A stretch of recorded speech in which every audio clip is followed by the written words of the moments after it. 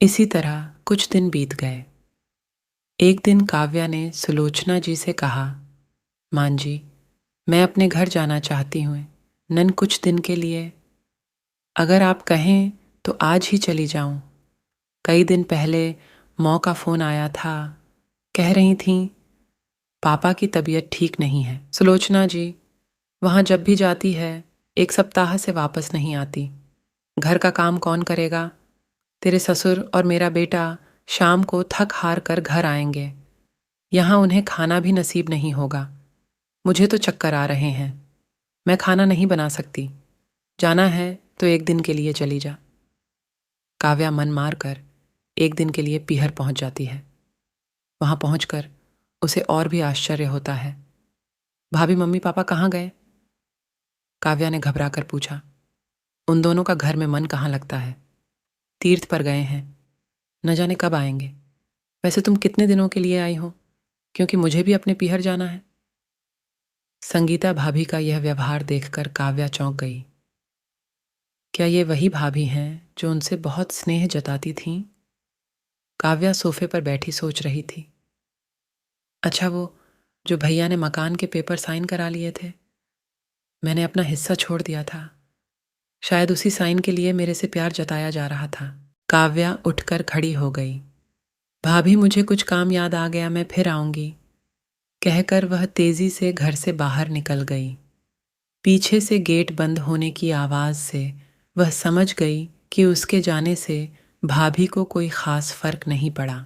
भारी कदमों से चलते हुए वह मंदिर पहुंच गई, क्योंकि शाम से पहले यदि ससुराल जाती तो सुलोचना जी उससे कई सवाल करती। मंदिर में जाकर उसने भगवान के दर्शन किए। बस न कुछ मांगा न कुछ बोला। भगवान के चरणों में शीश नवाकर वह बाहर आकर बैठ गई। तभी सामने के पेड़ के नीचे उसे अपने माता पिता बैठे दिखाई दिए। काव्या भागकर उनके पास पहुंची।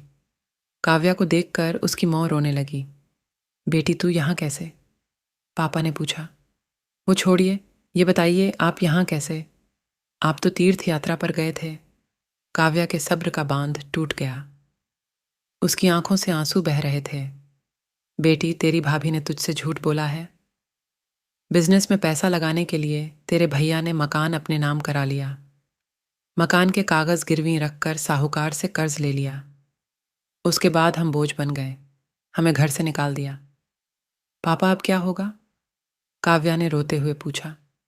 बेटी तू चिंता मत कर, हम कहीं वृद्धा आश्रम में चले जाएंगे।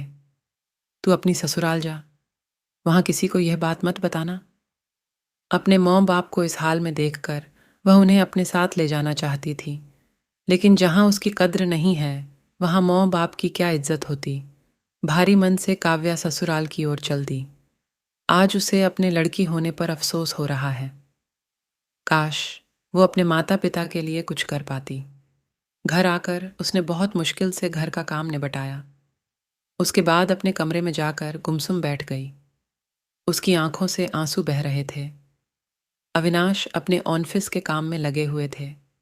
जब वे सोने आए तो काव्या से पूछ बैठे, क्या बात है? आज फिर मौ की कोई बात बुरी लग गई जो आंसू बह रही हो। काव्या अपने को रोक नहीं पाई और उसने रो रो कर सारी बात अविनाश को बता दी। क्या मौ पिताजी को यहाँ ले आए? वे इस उम्र में कहाँ जाएंगे? अविनाश ने कोई जवाब नहीं दिया और करवट लेकर सो गए। इस बात से काव्या को बहुत गुस्सा आया। आज से मैं भी इनके माँ बाप की सेवा नहीं करूंगी। देखती हूँ कौन इनकी सेवा करेगा। रोते रोते काव्या सो गई। 2-3 दिन बीत जाने पर उसकी चिंता बढ़ती जा रही थी। एक दिन वह सब्जी लेने के बहाने उसी मंदिर में पहुंची, लेकिन उसके माता पिता वहां नहीं थे। पंडित जी, यहाँ मेरे माता पिता उस पेड़ के नीचे बैठे थे। कई दिन से उनका कुछ पता है। तुम्हारा नाम काव्या है क्या? पंडित जी के मुंह से अपना सुनकर काव्या ने पूछा। जी हाँ, लेकिन आपको कैसे पता? तुम्हारे माता पिता ने यह पता दिया था और कहा था वे अब यहाँ रहते हैं। काव्या ने पता देखा, वह यहाँ से कुछ दूर का था। काव्या ने मंदिर के बाहर निकलकर ऑटो रिक्शा किया और उस पते पर पहुंच गई। दरवाज़ा खटखटाया तो एक लड़की निकल कर आई। यहाँ का पता मुझे पंडित जी ने दिया है। काव्या बोली। आप काव्या दीदी हो? अंदर आ जाओ। काव्या को कुछ समझ नहीं आया।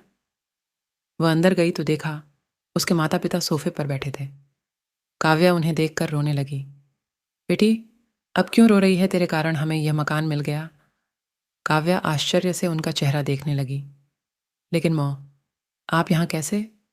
और ये लड़की कौन है? तब उसकी माँ ने कहा, बेटी तुझे याद है तेरी शादी के बाद तेरी सास ने 40 लाख की डिमांड की थी।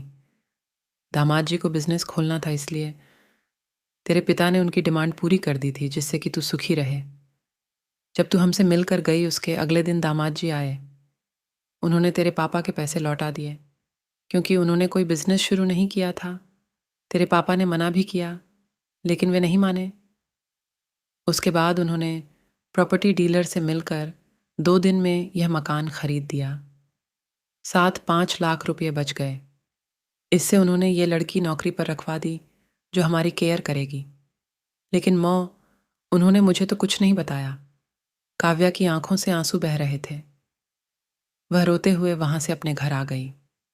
घर आकर वह सोच रही थी, अविनाश ने कभी उसके लिए आवाज नहीं उठाई, लेकिन मेरे माता पिता के लिए इतना करने कर दिया जो कि कोई सगा बेटा भी नहीं कर सकता।